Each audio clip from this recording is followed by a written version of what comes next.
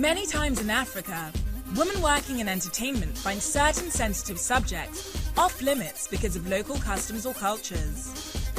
We spent some time with a playwright in Cairo who's not afraid to go there.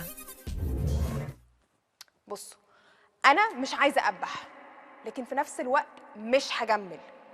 عايزين تعرفوا إيه اللي بيحصل؟ اتفضلوا.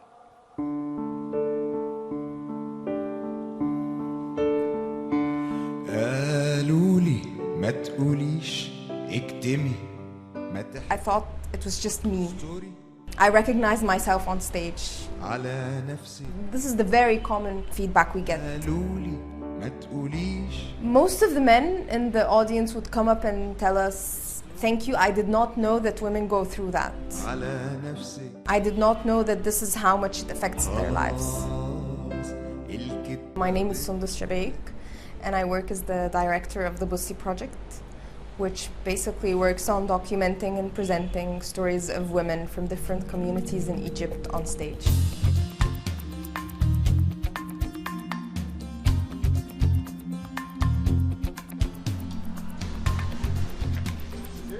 Yeah, this is it. So this is where we first performed. It's the only accessible, affordable, and free and open space in Cairo, where you can actually give a proper theater performance. During the protests and the political events, sometimes they would close down. There were actually times when we got stuck inside and we couldn't go out because there were protests and tear gas. As a theatre writer and director, Sondos Shabayek doesn't consider herself a revolutionary. But in a country that's still reeling from revolution, her subject matter is definitely disruptive. The performance is originally inspired by another American performance called the Vagina Monologues. And the founder was initially very inspired and moved, but she felt that she wanted to create something that's more relevant to Egyptian women. The project is mainly concerned about gender-based stories, women's stories, and then when we developed the idea, we decided to include gender stories, stories that are usually censored, stories labeled as taboo topics, because we feel that this is where there is an urge and there is a need to talk and share. A word that translates as look in Arabic, BuSSy is something never before seen in Egypt. While some say it's provocation, Sonda describes it as real people sharing real stories. We're not actors, we don't act, and all the stories told on stage are true stories, and they're presented by their own tellers or authors. So that, I think, is very different than any other theater performance.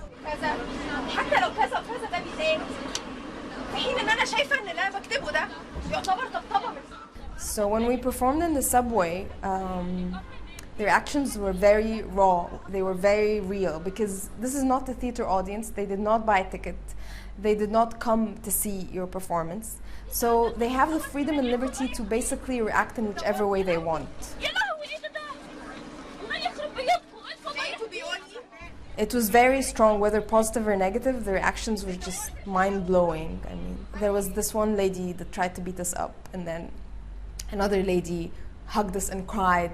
And then they would automatically, after the performance, start sharing their own stories, just automatically, naturally. The goal of these free-form street performances is to evoke emotions and start a conversation. They would also tell us, oh, and you know what, I had a husband who used to beat me and now I remarried someone else and I beat him. And they could just casually share the stories. Sondos discovered the project in 2006 at the American University in Cairo whilst working as a journalist. I sat through the performance thinking, oh my God, those women are real, and they're saying this on stage. It was the story of a girl sharing how as a child she was sexually harassed by her teacher. And this was something that had happened to me, but I had suppressed it for so long. And when I recognized it, I didn't know how to share it, and I didn't know what to call it, and I was just very confused about it. I wanted to stand and scream and say, oh my God, this is my story. It seems very hard, but once you shared your stories, you feel very empowered. And this feeling of weakness and vulnerability It's just replaced with another one where you feel just very empowered and not ashamed of your story anymore. In 2011, as her country exploded in revolution, Sondos walked away from her job as a journalist. The revolution happened, and then I was just unable to pick up the phone and answer the editor. I was so scared that they would ask me to report on something and then my name would be included in something that was fake or just not true. And I was more motivated to document real stories of people.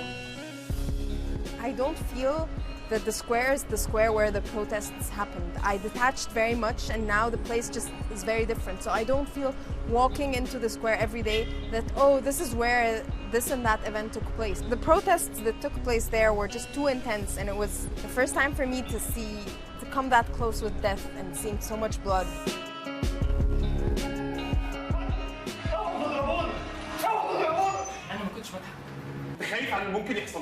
سنة من الحكاية. سنة. The results was the Tahir monologues, true stories from the revolution. It's a coping mechanism on a very personal level. It's very empowering for me to see men and women step on stage and share their stories. It just supports me to stay alive in this place. Ideally, I would just like people to listen with an open heart. Just listen to the stories and accept them. Don't deny that they are true stories. The whole idea of BuSSy is based on the hope that people would stop hiding certain issues or problems and instead face them. We're not proposing solutions and we're not asking for something. We're rather trying to reflect a reality that's happening on a daily basis, and we're just asking you to be open enough to listen. I love my job, I love what I do, I love filming, I love being a different character, I love being somebody else, and I think that is what gets me going.